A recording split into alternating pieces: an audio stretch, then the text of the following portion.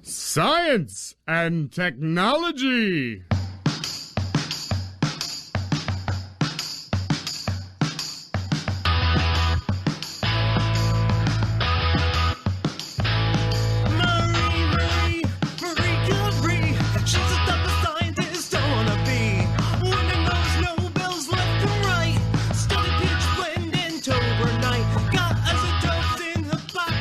Everybody, what's up? Welcome to STEAMpunks. I'm your co-host, Emily Schock. And I'm Zachary Schock, your co-host, husband, and number one fan of Emily. And we continue to be bad podcast hosts. Whoops. Last 2 weeks. Last episode, we came to you with some fun facts because we didn't have enough time before our trip to do a full episode. And we're back with more fun facts because it's about 5 minutes after we recorded that episode and we still haven't had time. Don't worry about it. It's fine. So, fun fact time. How about we start with Artemisia Gentileschi, the Italian Baroque painter, the first woman to become a member of the Accademia di Arte del Disegno in Florence. So, gotta be real here. It took me literally 4 tries to try it, and I gave up, so... So I got to say it. And I still screwed up the name of the school, so we're even. It'll be in the notes so you guys can actually understand it. Artemisia Gentileschi, give me that fun fact.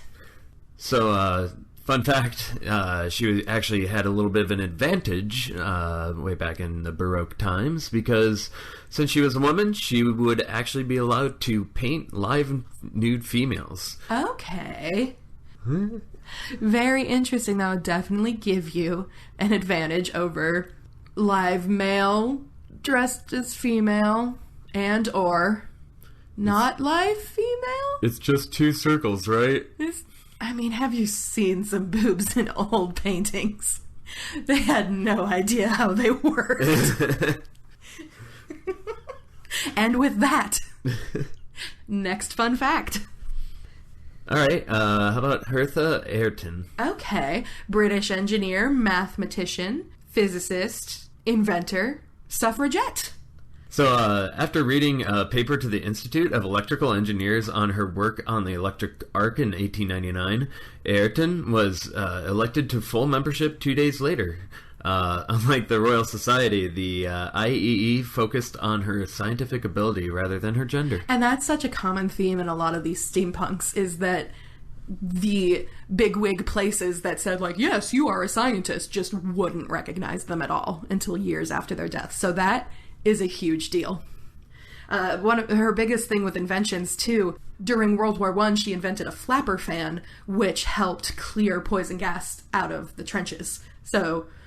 good thing they listened to her. I bet that saved a lot of lives. Yeah, that gas was pretty awful. That was nasty. And she helped get rid of it, so good job, IEE, accepting her. Okay, next fact. How about Elizabeth Garrett Anderson? Oh, the first woman to qualify in Britain as a physician and a surgeon. She was determined to obtain her medical degree. She taught herself French so she could go to university in Paris. Yep, she was also the first woman in France to get an MD. And then after she accomplished that, she came back to Britain and did it again. And she also co-founded the first teaching hospital in Britain to offer courses for women so that no one else would have to go through all the trouble. So she puts a literal term to take a victory lap. Absolutely. Next fact. How about Edith Clark? Ooh, the first female electrical engineer and the first female professor of electrical engineering at University of Texas at Austin. Yeah, didn't she help build the Hoover Dam? Yep, she did. She contributed her electrical expertise, and she helped develop and install turbines that are still being used today. Wow, that's... in that big old dam. Would it be the same material? I think so. I think they're the same ones, as far as I know. Wow. Yeah, I heard her most famous contribution was the Clark calculator in 1921. What was that? It was pretty much just like a super fancy calculator with graphical interfaces for electrical engineers to use.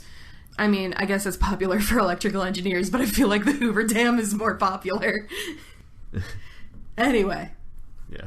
A next fact. Ooh, I know this one pretty well. How about Clara Schumann? German musician and composer, one of the most distinguished composers of the Romantic era. Yeah, I heard she had to practice for 2 hours a day, alongside the piano, violin, singing, theory, harmony, and composition and counterpoint lessons. Yeah, her father was a famous piano teacher, so he knew how to teach her.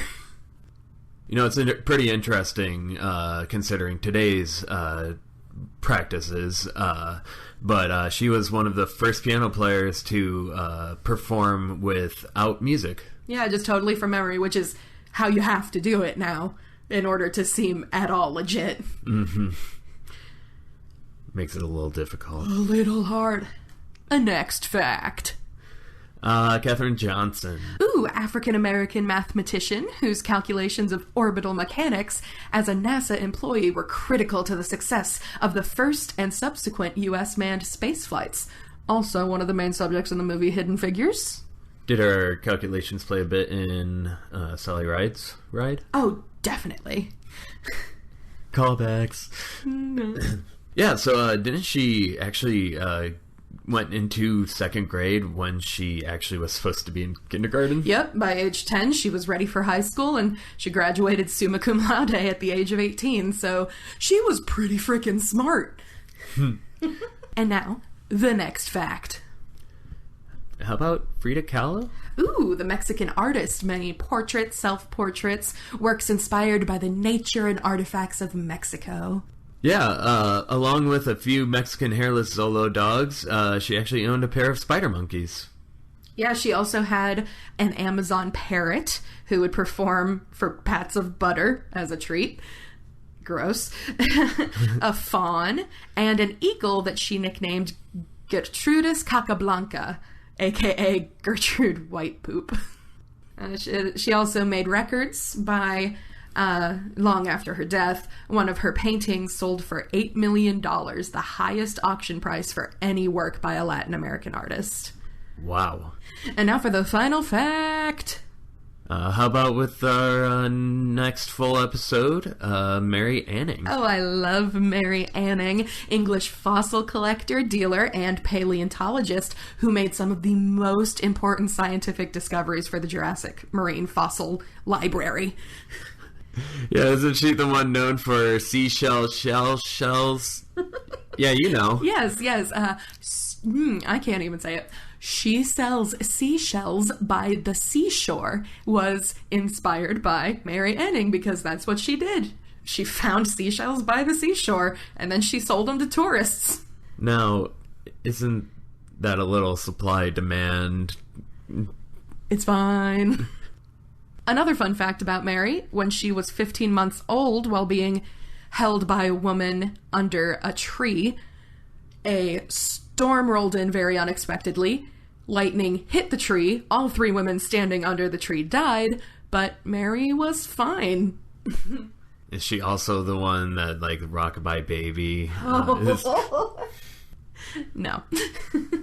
So you're saying there's a chance? No, there is 0 chance. Thank you for sticking with us these last couple weeks. I promise the Mary Anning episode is going to be great. And sorry again. We had fun. So yeah, we are a part of the Pocket Podcast Network, bringing quality content right to your pocket. Please check out other shows on the network like Sorted or That's So Lesbian. It's a watch through of the L Word that I very much enjoy. All right, and follow us at STEAMpunks Pod on Twitter, Instagram, and Facebook. You can follow me on Twitter at Shotten_awesome. It'll be in the notes because it's hard to say.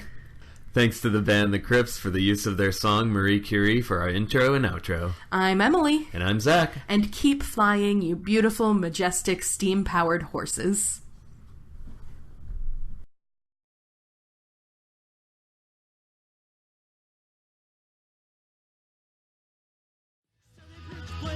Overnight. Marie Curie. She's a double scientist down on a bay. Women knows Nobels left and right. Shut up, pitch blend and tober night.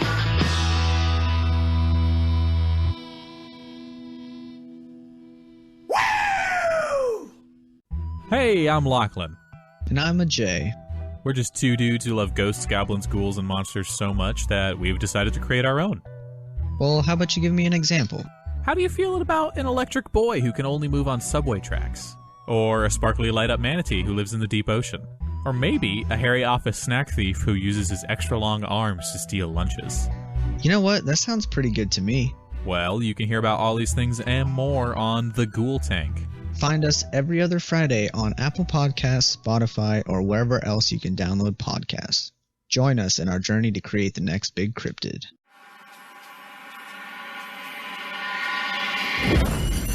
Pocket Podcast Network.